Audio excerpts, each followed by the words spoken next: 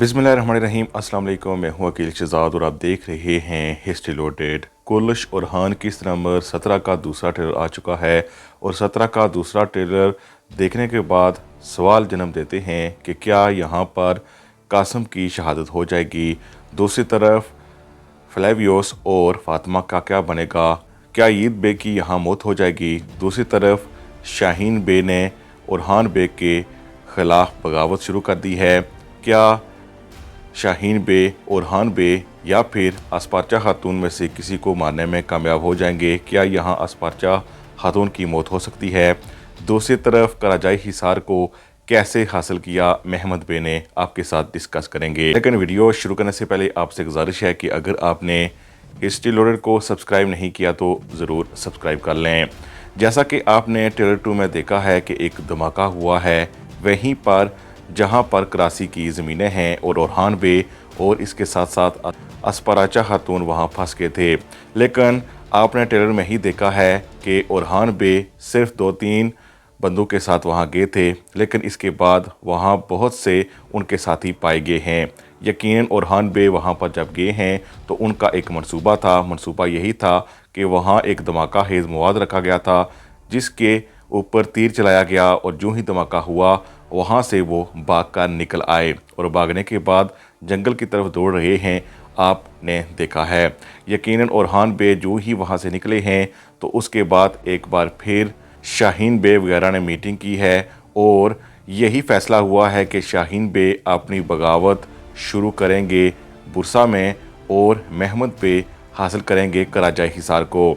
लेकिन इस हवाले से आप जानते हैं कि महमद बे को कराजाई हिसार में कोई भी दाखिल नहीं होने देता था। ज़ाहिर है वहाँ पर शाहीन बे का जो करीबी आदमी है उसने मदद की है उनकी। पहले वो दाखिल हुआ है कराजाई हिसार में और फिर हमला किया गया और सबको वहाँ पर कैदी बना लिया गया है, जैसा कि आप ट्रेलर में देख रहे हैं। यानी कराजाई हिसार की सरहदें चूँकि महमद बे की सरहदों के साथ मिलती हैं इसलिए उन्होंने वो जगह हासिल कर ली। लेकिन दूसरी तरफ आप जानते ही हैं कि शाहीन बे यहाँ पर यानी बुरसा में कामयाब नहीं हुए और वहाँ से भागे हैं। लेकिन जाने से पहले चूँकि ईद बे पर हमला हुआ था इसीलिए उसका बदला लेने के लिए उन्होंने कासिम पर हमला कर दिया है। इस हवाले से पहले भी हमें लगा था कि मुमकिन है कि कासिम बे की शहादत वहाँ हो जाए जहाँ पर वो जा रहे थे एक सफ़र पर, लेकिन वहाँ पर उनकी शहादत नहीं दिखाई गई। हम बार बार इसलिए उनकी शहादत की बात करते हैं क्योंकि कासिम नाम का बेटा आगे चलकर तारीख़ में ओरहान का नहीं है, यानी तारीख़ के औराक में जवान कासिम हमें देखने को नहीं मिलेगा और यकीनन ये किरदार ख़त्म हो जाएगा।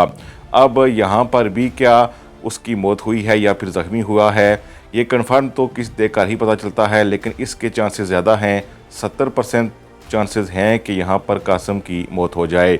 यानी कासिम की मौत के बाद ज़ाहिर है ओरहान बे शाहीन बे से बदला लेने के लिए उसके पीछे गए हैं और शाहीन बे उनको अपने जाल में फंसा रहा है।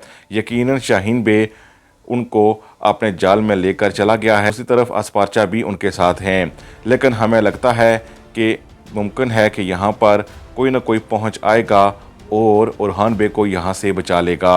अब इस हवाले से उनके साथी भी पहुंच सकते हैं और कोई अस्पारचा खातून का साथी भी यहां पर पहुंच सकता है।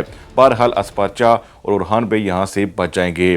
दूसरी तरफ अगर बात की जाए यगीद बे की यहां मौत तो नहीं होगी, लेकिन दूसरी तरफ चूँकि ओरहान बे इस वक्त दुश्मन हो चुके हैं शाहीन बे का, अब वो कभी भी फातिमा का रिश्ता यगीद बे को नहीं देंगे। और इससे एक बात वाज़ेह हो चुकी है कि फातिमा और फ्लेवियोस की शादी की राहें हमवार हो चुकी हैं क्योंकि फ्लेवियोस जल्द ही मुसलमान हो जाएगा और इसके साथ साथ अब यगीद बे और फातिमा की शादी के चांसेस बहुत ही कम हो चुके हैं क्योंकि शाहीन शाह वैसे भी गद्दारी कर चुके हैं और ज़ाहिर है उनकी मौत भी करीब है।